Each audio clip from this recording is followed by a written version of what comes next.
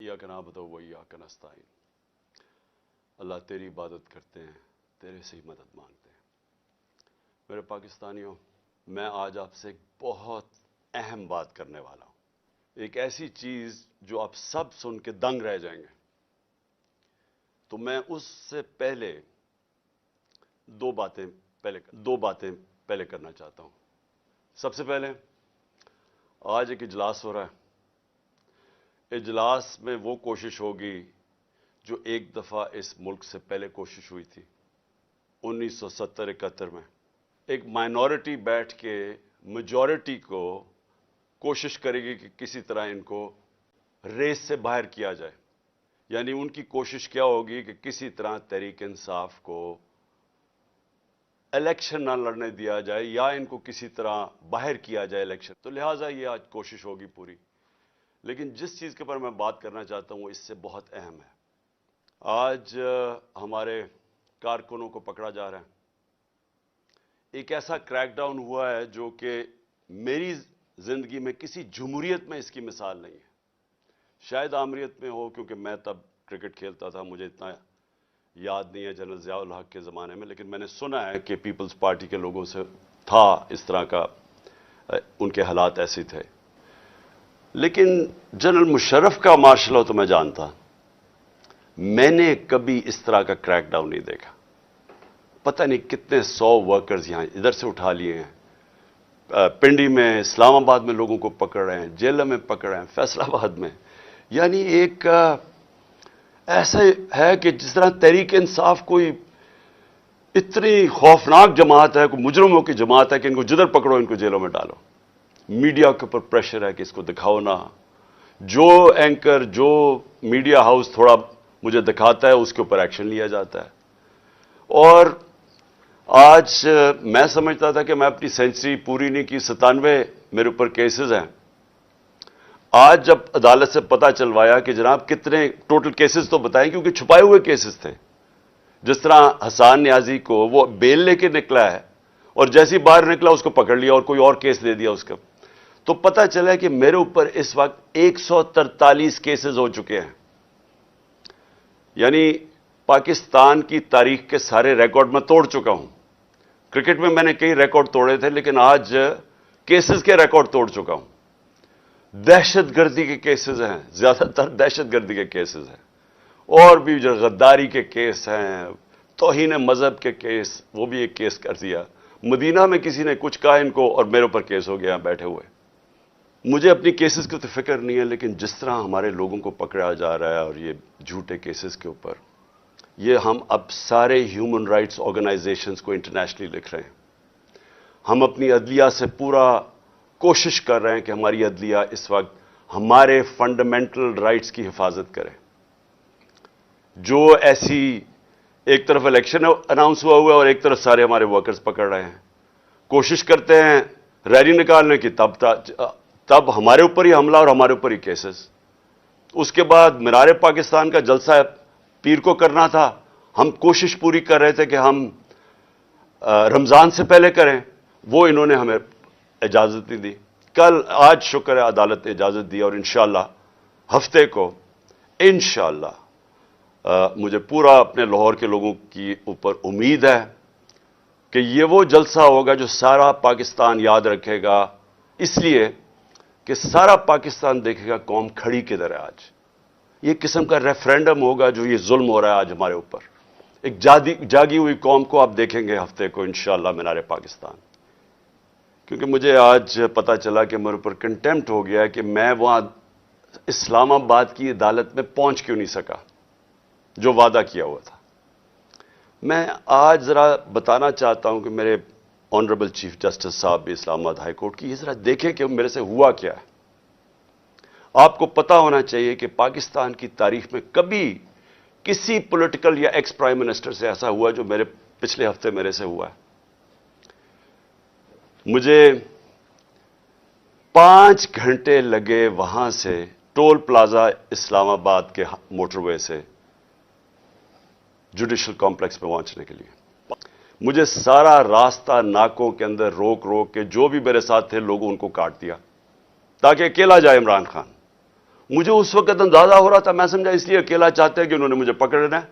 میں ذہنی طور پہ تیار تھا کہ آج یہ مجھے پکڑ لیں گے, کیونکہ یہی تو یہاں سارا ڈرامہ زمان پاک کے باہر ہوا, جو فوج آئی ہوئی ہے, 3 طرف سے حملہ ہو رہا ہے زمان پاک کے, پتہ نہیں کون مجرم یہاں چھپا ہوا ہے.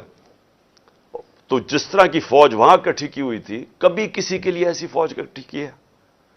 پھر جیسے جیسے ہم قریب آتا گیا, لوگ ہمارا تو کارکن کوئی 4% بھی نہیں تھا, باقی تو سارے عام لوگ, مقامی لوگ نکل کے آ گئے. سب کو پتا چل, ساری قوم کو پتا چل گیا کہ آج مجھے پکڑنا ہے انہوں نے. لوگ خود نکل کے آ گئے. جیسے ہی میں پاس جاتا رہا تو میں نے دیکھا کہ پولیس کی نفری بڑھتی گئی اور ہمارے اوپر اٹیک ہو گیا ٹیئر گیس کا. اب کوئی کچھ نہیں کر رہا تھا, کیوں ٹیئر گیس پھینکی گئی؟ اشتعال دلوانے کے لیے. مجھے نظر آیا کہ یہ تو ایک کوشش کی جا رہی ہے کو تصادم کرنے کے لیے. پھر میں رکا اور میں چاہتا ہوں چیف جسٹس صاحب اب دیکھیں میرے سے ہوا کیا. پھر آگے گیا, پھر ٹیئر گیس شیلنگ ہو گئی.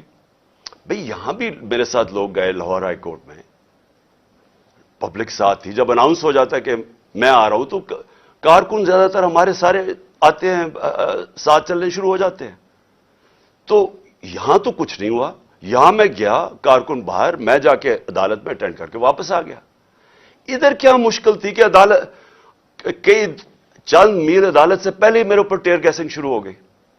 اشتعال دلوایا بڑی مشکلوں سے. اگر آپ وہ دیکھیں میں کیسے پہنچا ہوں دروازے کے اوپر, اور دروازے پہ ابھی پہنچ رہا ہوں تو اوپر سے پولیس والے پتھر مار رہے ہیں.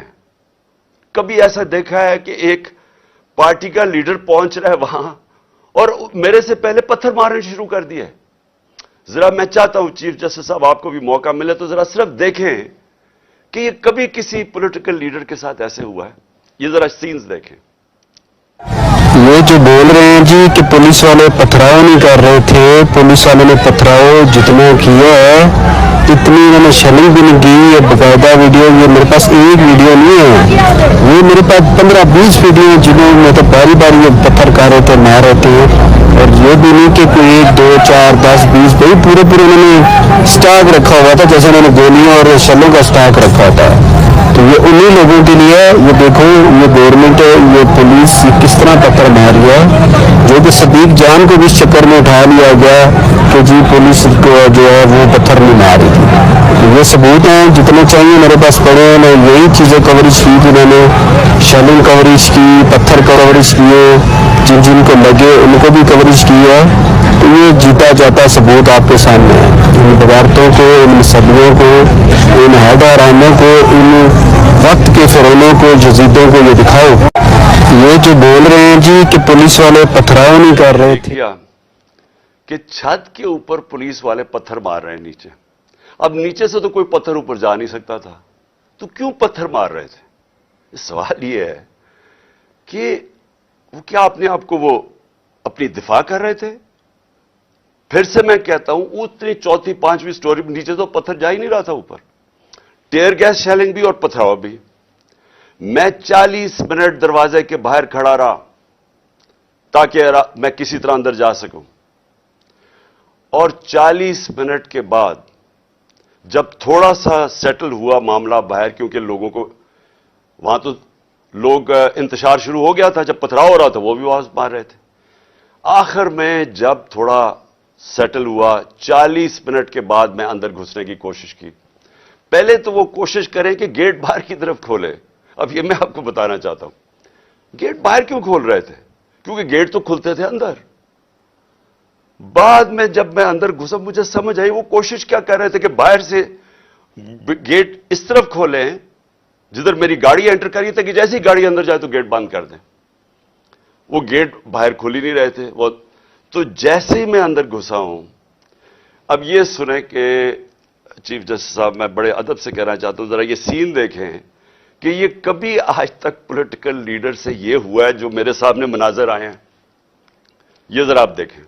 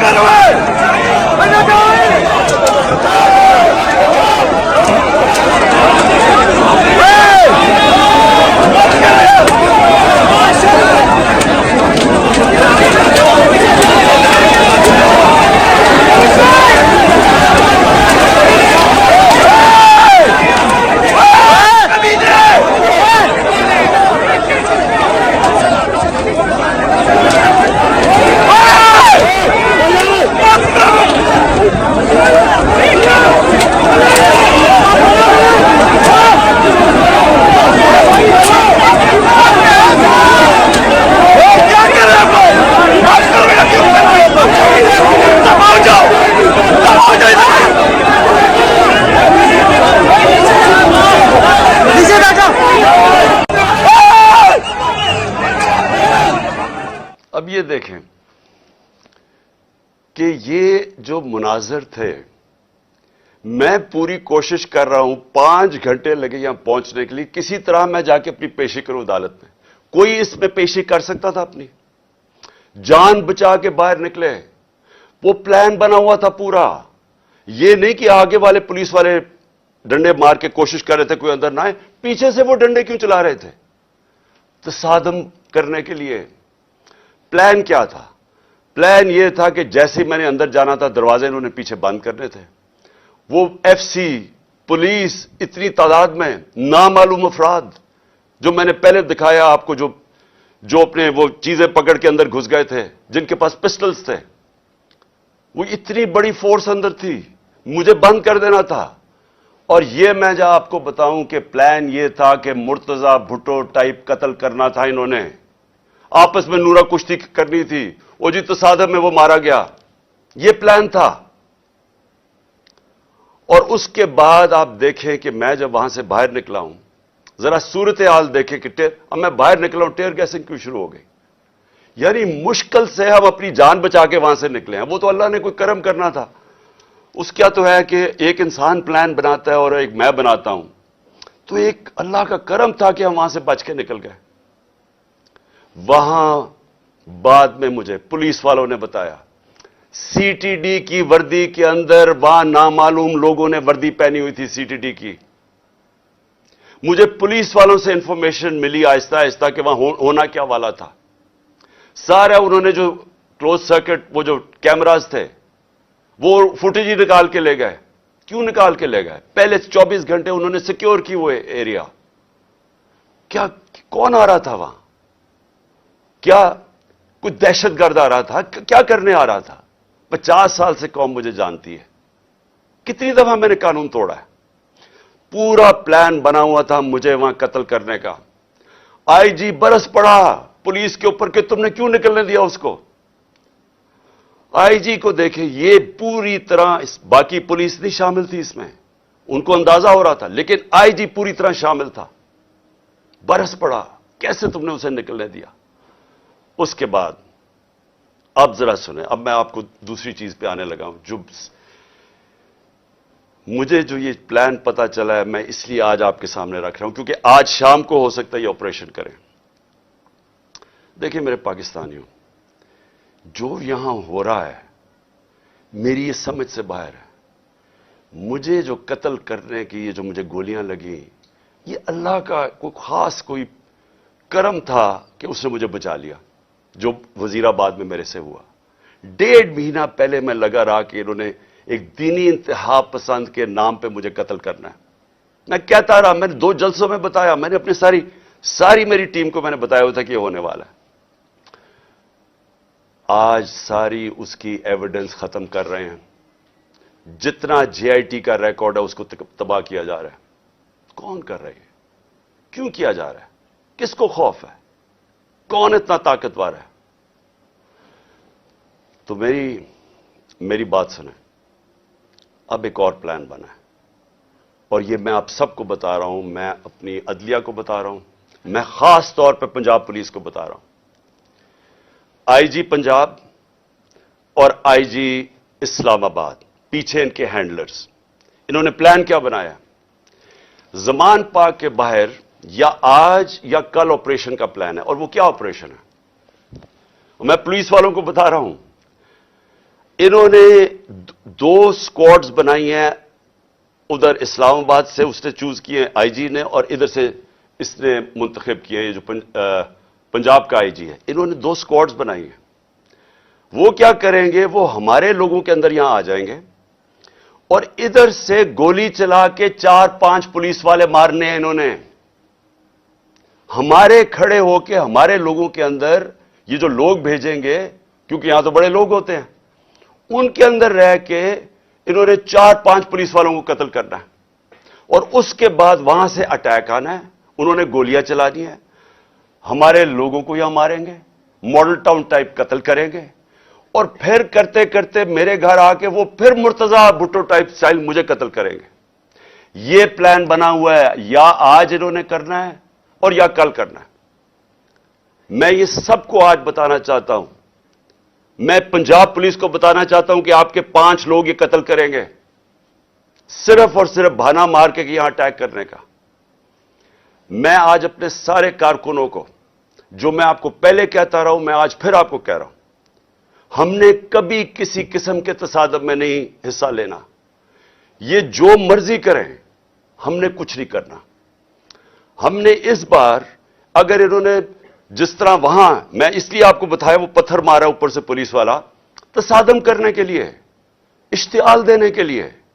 इस बारी अगर ये आपको कोशिश करेंगे इश्तियाल देने के लिए, तो आपने किसी किस्म का रिएक्शन नहीं देना, और आपने वो पुलिस को कहना है कि आप आएं, और जो मर्जी, अगर वो कोई, उन्होंने मेरे से कोई बात करनी है, क्योंकि मेरे पास तो अब और कोई केस नहीं, मुझे तो सब में बेल मिल चुकी है, तो जो भी आपका है रिक्वेस्ट आए, अगर आपने कोई वारंट भी ले आए कोई नया, तो वो मेरे पास आए। और अगर ऐसी कोई चीज आपने निकाली जिसमें मुझे जेल में जाना पड़े, मैं जेल में चला जाऊंगा, लेकिन मैं नहीं चाहता मेरे लोगों का कत्लेआम हो। इसलिए मैं अपने सारे कारकुनों को कह रहा हूं कि आपने सिर्फ किसी किस्म के तसादम नहीं पड़ना। मैं पंजाब पुलिस को कह रहा हूं कि इन्होंने हमारे साथ खड़े होकर आपके 4-5 लोग मारने हैं, और उसके ऊपर इन्होंने अपना जो प्लान, वही मॉडल टाउन और उसके बाद मुर्तजा भुट्टो टाइप मेरा कत्ल करना है। मैं ये आज सारी कौम के सामने रख रहा हूं, क्योंकि यहां पहले प्लान, जो प्लान फेल होते रहे, अब ये एक्सट्रीम पे चले गए हैं। या मुझे ये नहीं समझ आ रही अभी तक कि हम, यानी ये कौन लोग फैसले कर रहे हैं, ये तो कोई दुश्मन भी ना अपने मुल्क से ऐसे करे। वो उनका तो मुझे पता है, वो जो 2 बार बैठे, एक बार बैठा हुआ है और एक ये दूसरा जरदारी है, इनका पाकिस्तान में क्या स्टेक है? इनके कम से कम अरबों डॉलर बाहर पड़े हुए हैं। जितना हम IMF से पैसा लेते हैं ना, उससे ज्यादा पैसा, डॉलर्स इनके बाहर पड़े हुए हैं। इनका मकसद सिर्फ अपने पैसे बचाना है। इनका कोई पाकिस्तान में स्टेक नहीं है कि इसके बाद अगर कत्ल हो जाता तो फिर क्या होगा, तसादम होगा। इनको फिक्र नहीं है, इनको सिर्फ पैसे की फिक्र पड़ी हुई है। जो इसहाक डार ने सेनेट में कहा कि IMF और अपने मिसाइल और न्यूक्लियर प्रोग्राम को उसने जोड़ दिया, और IMF ने बड़ा सख्ती से उसकी मजम्मत की, इसके पीछे क्या है? मुझे क्या शक है, जिन लोगों का पाकिस्तान में स्टेक नहीं, उनको क्या फर्क पड़ेगा कि पाकिस्तान अपनी सिक्योरिटी के ऊपर कॉम्प्रोमाइज कर दे, हम सौदा कर दे अपने न्यूक्लियर प्रोग्राम पे? उनको क्या फर्क पड़ता है? उनको तो सब कुछ बाहर पड़ा है। पाकिस्तान अगर गुलामी करता है, उनको क्या फर्क पड़ता है? उनको कब फर्क पड़ा है? जिनका स्टेक ही पाकिस्तान में नहीं है, उनको क्या फर्क पड़ेगा कि अगर इसको कत्ल कर दे? वो जो नवाज शरीफ ने कहा, जी हां, 1 महीना शोर में चिका चुप हो जाएगा। आखिर में मैं अपनी कौम, अब मैं आपसे बात कर रहा हूं, अपने नौजवानों से। देखें, ये बड़े आपने समझनी है एक चीज, कि देखें, ये जुल्म जो हमारे ऊपर हो रहा है, ये जो मुझे कोशिश कर रही है मारने की, इसका मकसद सिर्फ एक है कि इंसानों को जानवरों की तरह रखो, भेड़ बकरियों की तरह रखो, खौफ की वजह से। जो खौफ का बुत है, ये याद रखे, इंसानी तारीख में ये इंसानों को गुलाम बनाता है।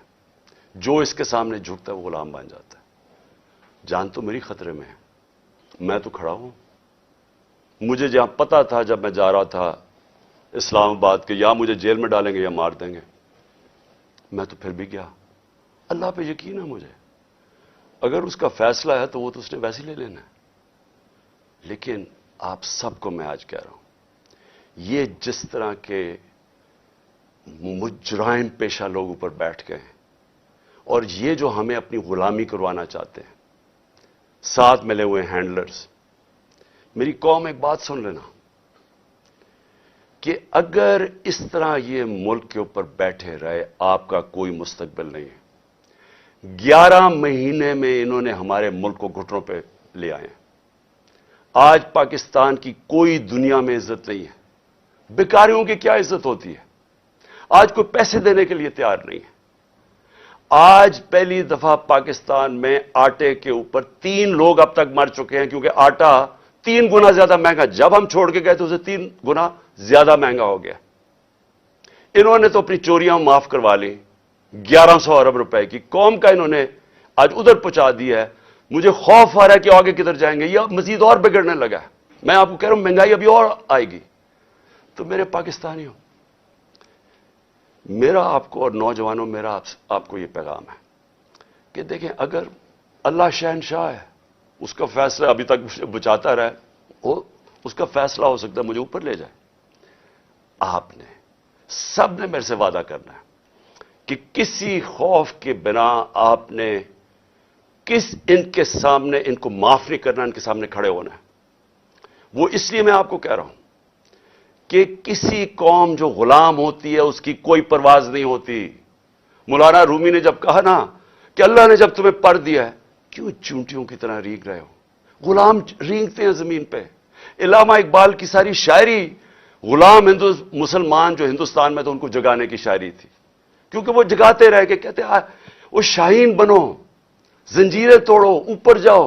और जंजीर सबसे जो जंजीर हमें जमीन पे रखती है वो खौफ की जंजीर है। हमारे लोगों को पकड़ रहे हैं, खौफ हरासा पिला रहे हैं। कोई आपको समझना चाहिए कि जिंदगी मौत भी अल्लाह के हाथ में है। कोई आपको जलील नहीं कर सकता, क्योंकि इज्जत जिल्लत उसके हाथ में है।